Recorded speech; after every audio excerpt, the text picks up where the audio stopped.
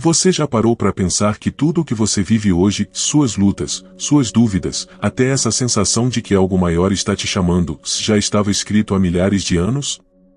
Pois é. A Bíblia não é só um livro antigo cheio de histórias bonitas. Ela é um mapa. Um plano secreto que Deus desenhou antes mesmo de o mundo existir, e que conecta cada detalhe da sua vida com o destino da humanidade inteira. E aqui vai uma verdade que muita gente ignora: se você não entende o começo, nunca vai entender o fim. A maioria das pessoas lê a Bíblia de forma fragmentada, pega um versículo aqui, uma história ali, e perde completamente o fio da meada. Mas e se eu te dissesse que existe uma linha invisível conectando o Éden ao Apocalipse? Uma narrativa épica de amor, traição, redenção e esperança que explica por que o mundo é do jeito que é, e para onde tudo isso está indo.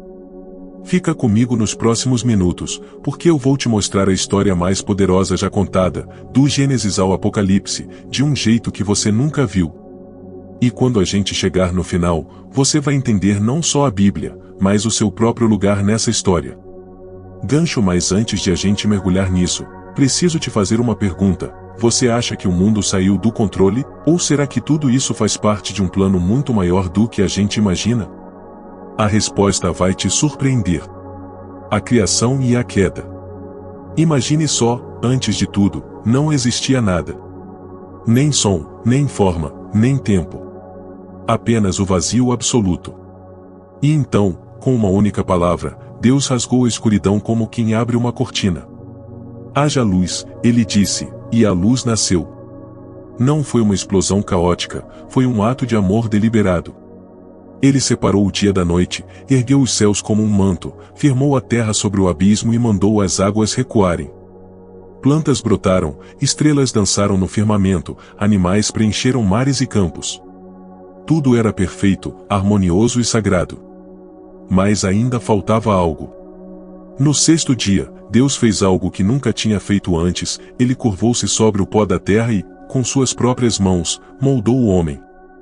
Um corpo de barro, simples e frágil, até que o sopro do Eterno o preencheu. E o homem abriu os olhos. Foi ali, naquele suspiro divino no silêncio do mundo novo, que começou a história da humanidade.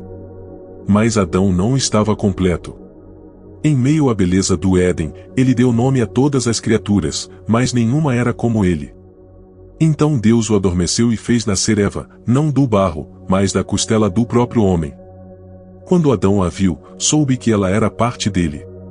Juntos caminhavam entre rios e árvores, e Deus os visitava no fim do dia. Havia paz, inocência, comunhão perfeita. Mas havia também um limite, uma árvore, um fruto, uma ordem: não comam. Foi então que a serpente falou, e Eva ouviu. Seus olhos se fixaram no fruto proibido, e com as mãos trêmulas ela colheu o que não devia. Ela comeu, e Adão, ao seu lado, também comeu. O mundo estremeceu.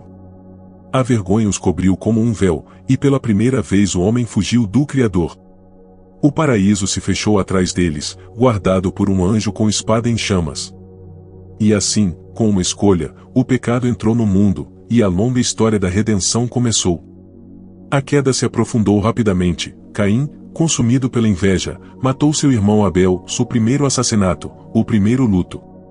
As gerações se multiplicaram, e com elas a maldade. A terra, antes cheia de vida, agora transbordava violência e corrupção. Os homens haviam esquecido seu Criador. Mas será que Deus desistiu deles? Ou será que, mesmo no meio daquela escuridão, ele já estava preparando algo maior? O juízo e a dispersão. Imagine a cena: a terra que Deus havia declarado perfeita agora estava irreconhecível, encharcada de violência e corrupção. A maldade humana havia atingido um ponto de não retorno, e o coração do Criador se partiu ao ver suas criaturas destruírem umas às outras. Mas mesmo no meio de tanta depravação, um nome brilhava no meio da escuridão: Noé. Ele era um homem justo, íntegro, que caminhava em comunhão sagrada com Deus em um mundo que havia esquecido completamente o significado da palavra amor. Então veio a ordem mais absurda e desafiadora da história: construir uma arca gigantesca, mesmo sem haver sequer uma gota de chuva no horizonte. Durante anos, Noé martelou madeira, sendo ridicularizado por todos ao seu redor, mas ele obedeceu porque entendia que as verdadeiras bênçãos de Deus vêm através da obediência radical.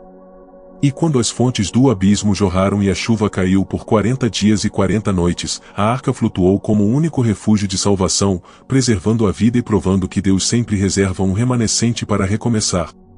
As águas baixaram, a pomba voltou com o ramo de oliveira e a humanidade teve uma segunda chance de escrever uma história diferente.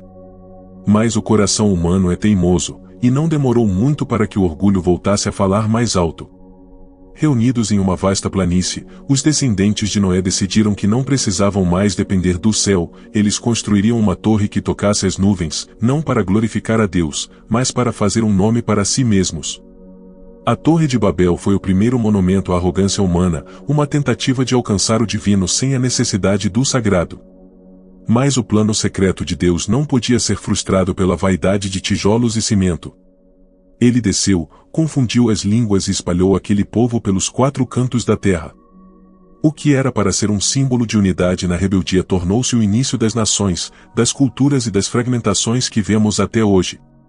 Mas será que Deus havia desistido de ter um povo só para si, ou será que ele estava prestes a chamar um único homem para mudar o rumo de toda a história? A promessa, os patriarcas e o êxodo. Depois da confusão de Babel e da dispersão dos povos, o mundo parecia ter se perdido completamente em meio a milhares de deuses falsos e corações endurecidos. Mas foi exatamente nesse cenário de caos espiritual que Deus decidiu fazer algo radical, ele escolheu um único homem para recomeçar tudo. O nome dele era Abrão, e ele vivia em Ur dos Caldeus, uma terra próspera mas mergulhada em idolatria. Deus apareceu a ele com uma proposta que parecia absurda: sai da tua terra, da tua parentela, e vai para a terra que eu te mostrarei. Sem mapa, sem garantia, sem saber para onde estava indo, Abrão obedeceu. Ele deixou para trás tudo o que conhecia, sua casa, suas raízes, sua segurança, se partiu guiado apenas pela voz do invisível. Deus fez uma aliança com ele: farei de ti uma grande nação, e em ti serão benditas todas as famílias da terra. Anos se passaram, a velhice chegou, e o ventre de Sara, sua esposa, permanecia estéril. Humanamente falando, a promessa estava morta. Mas Deus não estava limitado pela biologia nem pelo tempo. Quando tudo parecia impossível, nasceu Isaque, o filho da promessa, o milagre que provou que as palavras de Deus nunca falham. Abrão não foi apenas o pai de um menino, ele se tornou o pai da fé, o alicerce sobre o qual reis, profetas e toda a história da redenção seriam construídos. Gerações se passaram, e os descendentes de Abraão enfrentaram provações que testariam qualquer um. José, um dos 12 filhos de Jacó, foi vendido como escravo pelos próprios irmãos, levado para o Egito como se fosse lixo. Mas Deus estava no controle dos bastidores. Com sabedoria, integridade e uma fé inabalável, José interpretou sonhos, conquistou a confiança do faraó e foi exaltado de prisioneiro a governador, a segunda autoridade mais poderosa do império mais rico do mundo antigo. E quando a fome assolou a terra, os mesmos irmãos que o haviam traído vieram suplicar por pão diante dele. José poderia ter se vingado, mas escolheu o perdão. Ele acolheu, alimentou e preservou sua família, provando que o plano de Deus é maior que as falhas humanas. Anos se passaram, José morreu, e seus descendentes se multiplicaram até se tornarem uma nação inteira. Mas o Egito, que antes os havia recebido de braços abertos, agora os via como ameaça. Começou então um dos períodos mais sombrios da história bíblica, a escravidão. O povo gemia sob o peso do trabalho forçado, das correntes e dos açoites. Mas Deus ouviu. Ele sempre ouve o clamor dos oprimidos. E do meio de um palácio real, ele levantou um libertador improvável, Moisés, um hebreu criado como príncipe do Egito, que trocou toda a riqueza dos faraós pela voz do deserto. Diante do rei mais poderoso do mundo, Moisés declarou com ousadia: deixa o meu povo ir. E quando o coração do faraó se endureceu, Deus mostrou seu poder com 10 pragas que abalaram a terra. Finalmente livres, os israelitas se viram encurralados, o mar vermelho à frente, o exército egípcio atrás. O medo tomou conta. Mas Moisés ergueu o cajado, e o impossível aconteceu: as águas se abriram, formando paredes de cada lado, e o povo passou a pé seco. A liberdade havia sido conquistada, mas agora começava uma jornada ainda mais desafiadora, aprender a viver como um povo livre, separado e guiado por Deus. E foi ao pé de um monte sagrado, envolto em trovões e relâmpagos, que Deus entregou a Moisés as tábuas da aliança, os 10 mandamentos, não apenas regras, mas princípios eternos que revelavam o caráter do próprio Criador. Mas a história não terminaria no deserto. Sob a liderança de Josué, o povo finalmente cruzaria o Jordão e enfrentaria seu maior desafio, as muralhas intransponíveis de Jericó. E o que aconteceu lá vai te mostrar que as maiores vitórias não vêm pela força humana, mas pela fé e obediência radical. Reis, exílio e a esperança profética. Depois de conquistar a terra prometida, Israel finalmente se tornou uma nação, mas o coração do povo ainda precisava de direção. Foi nesse cenário de desafios e conflitos que surgiu um protagonista improvável. Não era um general experiente, nem um guerreiro renomado, mas um jovem pastor chamado Davi. Enquanto o exército inteiro tremia de medo diante de Golias, o gigante filisteu que desafiava os exércitos do Deus vivo dia após dia, Davi pegou seu estilingue e 5 pedras lisas do ribeiro. Ele não confiava em sua força, mas na fidelidade do Deus que o acompanhará nos campos e o livrara de leões e ursos. A pedra voou, o gigante caiu, e Davi provou que quando Deus está com alguém, até o menor pode derrotar o maior. Anos depois, o pastor se tornou rei, e seu maior legado não foi militar, mas espiritual, foi de sua linhagem que viria o próprio Messias. Seu filho Salomão herdou o trono e, ao pedir sabedoria em vez de riquezas, construiu um reino de ouro e esplendor, erguendo o templo sagrado onde a presença de Deus habitaria. Mas os dias de ouro não duraram para sempre. Com o passar do tempo, os corações se afastaram, a idolatria se espalhou, e a mesma nação que havia experimentado a presença de Deus no templo passou a buscá-lo cada vez menos. Então Deus enviou profetas, vozes solitárias que clamavam no meio da multidão, homens comuns com mensagens eternas, mas que foram rejeitados. Jerusalém caiu, os muros foram derrubados, e o povo foi levado cativo para a Babilônia. Parecia o fim de tudo. Mas mesmo no exílio, Deus não havia abandonado seu povo. Entre os cativos estava Daniel, um jovem que decidiu não se contaminar com as iguarias do rei e manteve seu coração firme no Senhor. Quando foi lançado na cova dos leões por causa de sua fé, Deus fechou as bocas das feras. Seus 3 amigos, Sadraque, Mesaque e Abednego, se recusaram a se curvar diante da estátua de ouro do rei e foram lançados em uma fornalha ardente 7 vezes mais quente que o normal.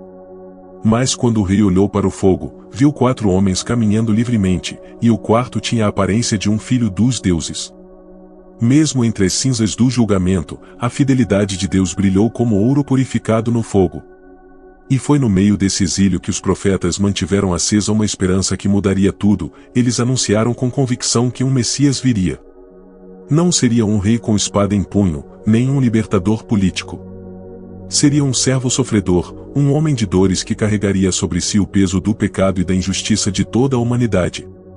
Séculos de espera estavam prestes a terminar, e o que estava para acontecer em uma pequena vila chamada Belém dividiria a história em antes e depois. O clímax da redenção. Séculos de espera finalmente chegaram ao fim, mas não da maneira que ninguém imaginava. A promessa não se cumpriu em um palácio de mármore, nem com um exército marchando sobre as nuvens. Tudo aconteceu em uma noite silenciosa, numa pequena e poeirenta vila chamada Belém, onde o próprio Criador do universo entrou no mundo enrolado em panos e deitado numa manjedoura. Jesus cresceu, e quando começou seu ministério, ele virou de cabeça para baixo tudo o que a humanidade achava que sabia sobre poder. Ele não andou com reis e nobres, ele caminhou entre pescadores, cobradores de impostos, leprosos e mulheres marginalizadas. Ele acalmou tempestades com uma palavra, curou cegos com barro e ressuscitou mortos. Mas o maior milagre de Jesus não foi algo que você pudesse ver com os olhos, foi o amor incondicional que brotava dele. Ele ensinou que o reino de Deus não começa com conquistas externas, mas dentro do coração humano, através do perdão, da graça e da justiça. Ele amou até aqueles que o traíram, olhou nos olhos de Pedro depois da negação e orou por seus algozes enquanto pregavam suas mãos na madeira. Esse amor radical incomodou profundamente os religiosos da época e ameaçou os políticos, porque Jesus expôs a hipocrisia de quem usava a religião como ferramenta de controle. E foi exatamente esse amor inegociável que selou o seu destino. Chegou então a noite mais escura da história da humanidade. Traído por um amigo próximo com 30 moedas de prata, Jesus foi levado a um tribunal de fachada, acusado por falsas testemunhas e condenado por uma multidão que, dias antes, o aclamava como rei. Pôncio Pilatos lavou as mãos, mas a culpa do mundo estava prestes a ser carregada por um único homem. No Gólgota, coroado de espinhos e zombado como um falso rei, Jesus foi crucificado entre ladrões. O céu escureceu, a terra tremeu, e o véu do templo se rasgou de alto a baixo, simbolizando que o acesso direto a Deus estava finalmente aberto para todos. O Filho de Deus morreu, mas a morte não pôde segurá-lo. Ao terceiro dia, quando a madrugada ainda estava fria, a pedra do túmulo foi removida e o sepulcro estava vazio. Jesus ressuscitou, vencendo definitivamente o pecado, o inferno e a morte. A cruz deixou de ser um símbolo de derrota e se tornou o ponto de virada da história, o início da nova aliança selada com graça. A reconciliação entre o céu e a terra estava consumada. Mas essa vitória não é o fim da jornada, ela é o passaporte para um destino ainda mais grandioso, um futuro onde a própria realidade como conhecemos será desfeita para dar lugar a algo que nenhum olho humano jamais viu. A restauração eterna. Séculos se passaram desde que Jesus subiu aos céus, e a igreja primitiva enfrentou perseguições brutais. Foi nesse contexto de sofrimento que o apóstolo João, já idoso e exilado na ilha rochosa de Patmos, recebeu a visão mais extraordinária já concedida a um ser humano. Ele viu selos sendo rompidos um a um, cada um liberando juízos sobre a terra. Ouviu trombetas soando que sacudiram os reinos dos homens, contemplou bestas surgindo das profundezas do mar e um dragão vermelho guerreando furiosamente contra os santos. Ele viu o clamor dos mártires debaixo do altar, os cálices da ira sendo derramados sobre a terra, e a batalha final entre o bem e o mal se desenrolando diante de seus olhos. Mas no meio de todo aquele caos cósmico, uma voz ecoou com autoridade absoluta: eis que faço novas todas as coisas. Essa não era apenas uma visão do fim, era a revelação do recomeço, a promessa de que toda dor, toda injustiça e todo sofrimento teriam um desfecho definitivo. João viu então a nova Jerusalém descendo do céu como uma noiva adornada para o seu noivo. Não era mais um templo feito por mãos humanas, nem uma terra limitada por fronteiras políticas. Era o próprio Deus habitando no meio dos homens, restaurando a comunhão perfeita que havia sido quebrada lá no Éden. E a promessa mais linda de todas foi revelada: Deus enxugará dos olhos toda lágrima. Não haverá mais morte, nem luto, nem dor, porque as primeiras coisas já passaram. Imagine só um lugar onde a saudade não existe mais, onde o adeus é uma palavra esquecida, onde a dor é apenas uma memória distante. A árvore da vida, que havia sido bloqueada por anjos com espadas em chamas depois da queda de Adão, estava lá novamente, acessível a todos os remidos. O rio da água da vida fluía livremente, e as folhas dessa árvore traziam cura para as nações. A história que começou no Éden estava se fechando em um jardim muito maior, muito mais glorioso, onde a presença de Deus seria o próprio ar que todos respirariam para sempre. Mas o que tudo isso significa para você hoje? Como essa promessa eterna transforma a maneira como você vive seus dias aqui na Terra? E assim, meu amigo, a gente chega ao final dessa jornada incrível que começou no vazio absoluto e termina em uma cidade onde não existe mais noite. Do Éden à Nova Jerusalém, a Bíblia não é apenas um livro antigo cheio de histórias bonitas, é a sua história. É o mapa do coração humano, a carta de amor mais antiga do mundo, o plano secreto de um Deus que nunca desistiu de você, mesmo quando você desistiu de si mesmo. Pensa comigo, se Deus foi capaz de criar o universo com uma palavra, de abrir o mar vermelho, de ressuscitar mortos e de vencer a própria morte, o que Ele não pode fazer na sua vida hoje? Aquela luta que parece impossível, aquela dor que você carrega há anos, aquele sonho que você quase desistiu de ter, nada disso é grande demais para o Deus que escreveu essa história inteira. A pergunta que fica é: você vai continuar sendo apenas um espectador dessa narrativa épica, ou vai finalmente assumir o papel que Deus preparou para você desde antes da fundação do mundo? Se essa jornada tocou seu coração, não deixe ela terminar aqui. Se inscreve agora no canal, ativa o sininho das notificações e vem comigo no próximo vídeo, onde a gente vai mergulhar fundo na história de Jesus, do nascimento humilde em Belém até a vitória definitiva na cruz. E me conta aqui nos comentários, qual parte dessa história mais te surpreendeu? Qual ato você mais se identificou? Eu quero saber, porque essa conversa não termina aqui. Compartilha esse vídeo com alguém que precisa entender que existe um plano maior, e lembra, a maior história já contada não é apenas sobre o passado, é sobre o seu futuro. Te vejo no próximo vídeo, e até lá, caminha com fé.